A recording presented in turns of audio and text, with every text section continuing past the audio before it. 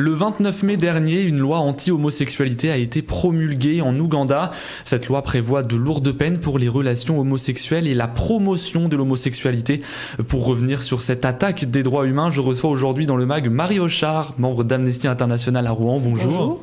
Alors cette nouvelle loi promulguée en Ouganda rejoint finalement le constat qu'Amnesty International fait dans son rapport annuel publié le 28 mars. L'année 2022 a marqué une nouvelle détérioration du respect des droits fondamentaux dans le monde, notamment de ceux des personnes LGBTI+.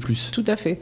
Et on peut signaler justement à l'occasion de ce rapport que le chiffre des pays dans le monde où les relations homosexuelles sont criminalisées est de 66, c'est-à-dire un tiers des États dans le monde criminalisent ces relations entre personnes du même sexe.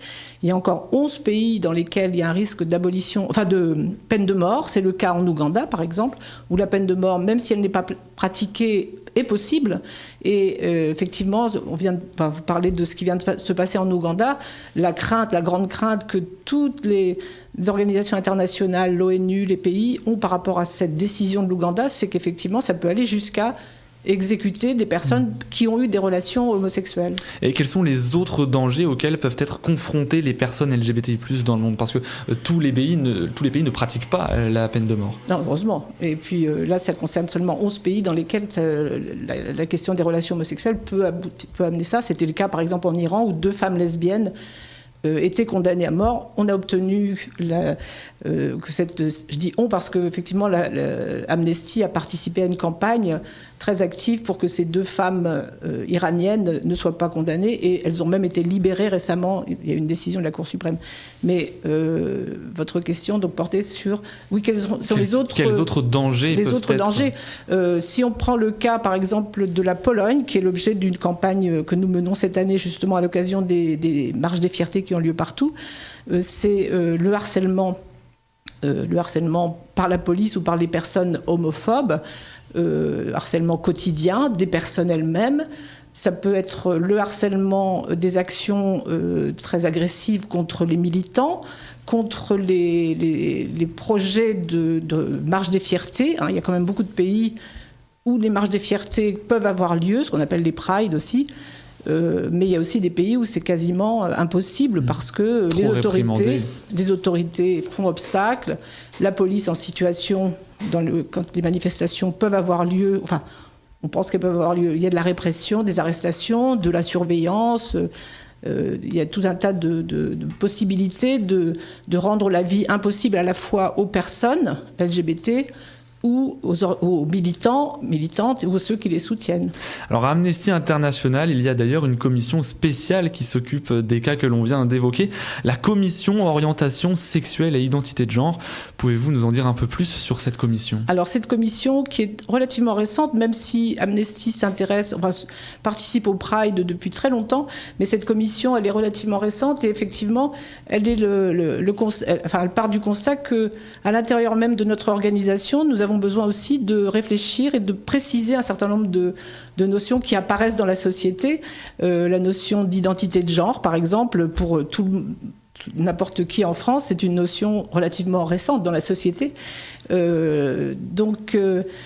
Cette commission, elle est née il y a quelque temps et elle permet à la fois en interne de former, de réfléchir, d'évoluer sur ces notions et sur nos revendications par rapport à toutes les questions de genre, par exemple, de changement d'identité, etc. Et puis tout un travail pédagogique, éducatif, que ce soit au niveau des adultes ou des jeunes, ce que nous appelons nous l'éducation aux droits humains. Nous avons inclus maintenant dans toute la palette d'activités pédagogiques possibles pour éduquer aux droits humains ce volet, disons, sur la question des relations sexuelles et de l'identité de genre, de changement de genre, etc. Et en Russie, Idriss Arsamikov, 28 ans, est en danger de mort en raison de son homosexualité présumée. En Thaïlande, ce sont des activistes LGBTI+ mineurs qui sont pris pour cible. Est-ce qu'il y a des continents plus concernés que d'autres par ces violences faites aux personnes LGBTI+, ou est-ce qu'on retrouve ces violences vraiment partout dans le monde ? J'ai envie de dire qu'il y en a des problèmes, de la répression. On a l'impression qu'elle est en train d'augmenter, que ça devient un enjeu très politique, la question des relations entre personnes de même sexe, ou du changement d'identité de genre. Ça fait partie maintenant de questions très importantes, mais ce qui nous frappe le plus, c'est que même dans le cadre de l'Union européenne, cette question se pose depuis plusieurs années, que ce soit en Hongrie ou en Pologne, par exemple, ou ouvertement en Pologne, on en a déjà parlé à cette antenne, il y a des régions, des provinces qui se déclarent ouvertement zone anti-LGBT.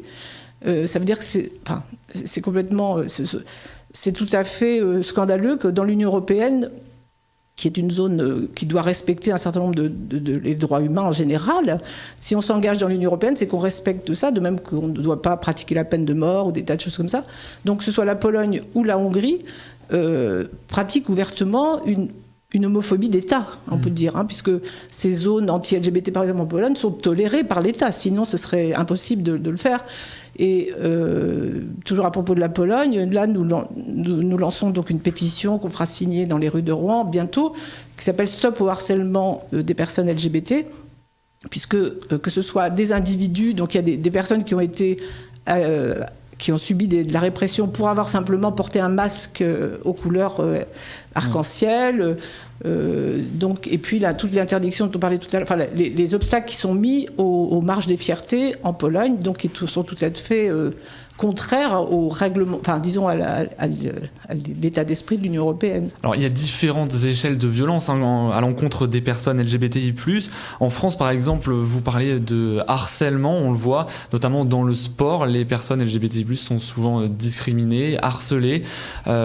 Comment on peut lutter contre ce fléau ? Je pense qu'il y a ce que vous dites en France, mais il y a aussi des fédérations sportives ou des responsables qui ouvertement prône la tolérance, lutte contre l'homophobie. On le voit parce que notamment dans le championnat français de football de la Ligue 1 Uber Eats, il y a une journée dédiée aux droits de ces personnes-là où les joueurs portent un maillot floqué aux couleurs du drapeau de cette cause. Et pourtant, cette initiative suscite la polémique auprès des supporters. Moi, je pense que j'ai tendance à penser que c'est l'émergence, le fait de devenir de plus en plus visible pour les personnes LGBT, trans, etc., qui suscite ces réactions. C'est-à-dire que c'est aussi un signe que les idées avancent. Si la loi Taubira, qui est maintenant à 10 ans d'existence, qui permet le mariage entre personnes de même sexe, a pu avoir lieu, c'est qu'il y a quand même c'est un progrès énorme, et ça fait aussi que ces relations entre personnes de même sexe sont visibles dans la société, sont tolérées, sont admises, sont légales, et les réactions hostiles apparaissent aussi parce qu'il y a une avancée des droits, je pense. De même pour les droits des femmes, moi je fais toujours la comparaison parce que quand les droits des femmes avancent, ceux qui sont contre se manifestent forcément. Si rien n'avance, il n'y a pas de réaction. Vous voyez, si on reste dans l'ordre établi qui est régressif. Donc c'est aussi un signe que les mentalités bougent, et des deux côtés, on va dire. Il y a aussi quelques avancées, je parle même à l'échelle mondiale. En Europe, par exemple, la Suisse et la Slovénie ont légalisé le mariage homosexuel en 2022. En Iran, vous le disiez aussi au début de cette émission, la Cour suprême a récemment décidé d'annuler la condamnation à mort de 2 militantes lesbiennes. Est-ce que vous avez d'autres bonnes nouvelles à partager ? Oui, bien sûr. Par exemple, en Corée du Sud, une des instances officielles a exigé que l'équivalent de notre sécurité sociale, chez nous, accorde des droits sociaux aux personnes, aux compagnons, disons, d'une personne de même sexe. Donc ça, c'est une avancée. Ça veut dire que tôt ou tard, on arrivera peut-être en Corée du Sud à légaliser le mariage disons, ça donne davantage de droits, donc c'est un signe positif, bien sûr. Et très rapidement, à l'échelle locale, qu'est-ce que vous mettez en place à Rouen ? Alors nous faisons, comme je disais tout à l'heure, de l'éducation dans les collèges, les lycées, etc., sur ces questions de discrimination. Et puis, nous participons tous les ans activement, nous sommes partie prenante de la Marche des Fiertés. Cette année, elle a lieu le 1er juillet. Le matin, notamment, il y aura un village ouvert à tous les citoyens, donc dans le square Verdrel. L'objectif étant de rencontrer les familles, de discuter avec le public. Et nous faisons partie, nous aurons un stand à ce village. Et l'après-midi, nous défilerons nous ferons la fête avec les autres associations et les autres personnes présentes. Donc le 1er juillet à Rouen. Pour en savoir plus sur cet événement et même poursuivre votre actualité de manière plus générale, on peut évidemment se rendre sur le site amnesty.fr. Merci beaucoup Marie Hochard d'avoir accepté notre invitation sur Sensation. Je rappelle que vous êtes membre d'Amnesty International à Rouen. Vous pouvez évidemment retrouver cette émission en podcast audio et vidéo sur notre site et notre application Radio Sensation. Merci.